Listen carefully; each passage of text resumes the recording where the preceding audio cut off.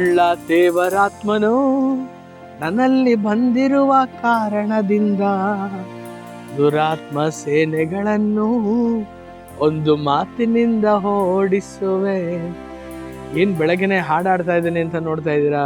ಎಲ್ಲರಿಗೂ ಶುಭ ಮುಂಜಾನೆ. ನಮ್ಮ ಬಾಯಿಯ ಮಾತಿನಲ್ಲಿ ಸೈತಾನನ್ನ ಓಡಿಸುವುದಕ್ಕೆ ನಮಗೆ ಅಧಿಕಾರ ಇದೆ ಪ್ರಿಯರೇ.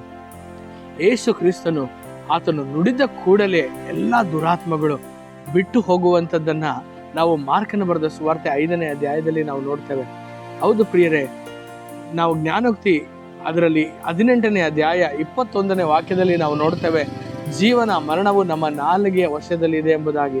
ಅನೇಕ ಸಮಯದಲ್ಲಿ ನಾವು ಈ ರೀತಿಯಾಗಿ ನಾವು ನೆನೆಸ್ತೇವೆ, ನಾವು ಮಾತನಾಡಬೇಕಾದ್ರೆ ನಾವು ಏನೋ ಬಾಯಿಗೆ ಬಂದದನ್ನ ಮಾತನಾಡ್ತಾ ಹೋಗ್ತಾ ಇರ್ತೇವೆ. ಕೆಲವೊಂದು ಸಮಯದಲ್ಲಿ ನಮ್ಮ ಬಾಯಿಯ ಮಾತುಗಳು ನಿಯಂತ್ರಣ ಇಲ್ಲದೆ ಇರ್ತವೆ. ಆದರೆ ದೇವರು ನಮ್ಮನ್ನ ಹೇಗೆ ಸೃಷ್ಟಿ ಮಾಡಿದ್ದಾರೆ ಅಂದ್ರೆ ನಮ್ಮ ಬಾಯಿಯ ಮಾತಿನಲ್ಲಿ ಬಲ ಇದೆ ಪ್ರಿಯರೇ. ಆದುದರಿಂದ ಈ ದಿನ ಒಂದು ಸತ್ಯವನ್ನ ನಾವು ಅರಿತುಕೊಳ್ಳೋಣ. ನಾವು ಏನನ್ನ ಬಿತ್ತುತ್ತೇವೋ ಅದನ್ನೇ ನಾವು ಕೊಯ್ಯುವಂತವರಾಗಿರ್ತೇವೆ. ನಾವು ಒಳ್ಳೆ ಮಾತುಗಳನ್ನ ಮಾತನಾಡುವುದಾದ್ರೆ, ಆಶೀರ್ವಾದದ ಮಾತುಗಳನ್ನ ಮಾತನಾಡುವುದಾದ್ರೆ, ದೇವರ ಒಂದು ನಂಬಿಕೆಯ ವಿಶ್ವಾಸದ ಅರಿಕೆಗಳನ್ನ ಮಾಡುವುದಾದ್ರೆ ನಮ್ಮ ಜೀವಿತದಲ್ಲಿರುವಂತ ಎಲ್ಲಾ ತಡೆಗಳನ್ನ ಮುರಿಯುವಂತವರಾಗಿರ್ತೇವೆ.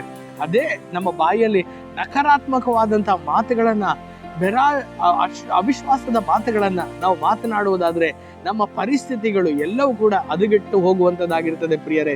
ಈ ದಿನ ನಮ್ಮ ಬಾಯಲ್ಲಿ ದೇವರು ಕೊಟ್ಟಿರುವಂತ ಅಧಿಕಾರವನ್ನ ನಾವು ಸರಿಯಾಗಿ ಉಪಯೋಗಿಸಿಕೊಳ್ಳುವಂತ ಒಂದು ಕಾರ್ಯವನ್ನ ನಾವು ಮಾಡುವುದಾದ್ರೆ ನಮ್ಮ ಜೀವಿತದಲ್ಲಿರುವಂತ ಎಲ್ಲಾ ತಡೆಗಳು ಮುರಿದೋಗುವಂತದ್ದಾಗಿದೆ. ಎಲ್ಲಾ ಪರಿಸ್ಥಿತಿಗಳು ಮಾರ್ಪಡ್ಲಿಕ್ಕಿದೆ.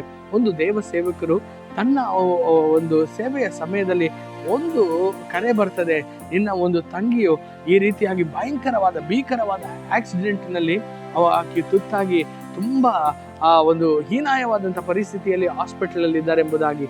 ಅವರು ಆ ಒಂದು ಹಾಸ್ಪಿಟಲ್ಗೆ ಹೋಗುತ್ತಿರುವಂತಹ ಸಮಯದಲ್ಲಿ ಅವರಿಗೆ ಕರೆ ಬರ್ತದೆ ಮತ್ತೆ ಎಂಬುದಾಗಿ, ನಿನ್ನ ತಂಗಿಯನ್ನ ಏನು ಕಾಪಾಡ್ಲಿಕ್ಕೆ ಆಗದೆ ಇರುವಂತಹ ಪರಿಸ್ಥಿತಿಯಲ್ಲಿ ಕಡೆ ಗಳಿಗೆಯಲ್ಲಿ ಅವಳು ಇದ್ದಾಳೆಂಬುದಾಗಿ.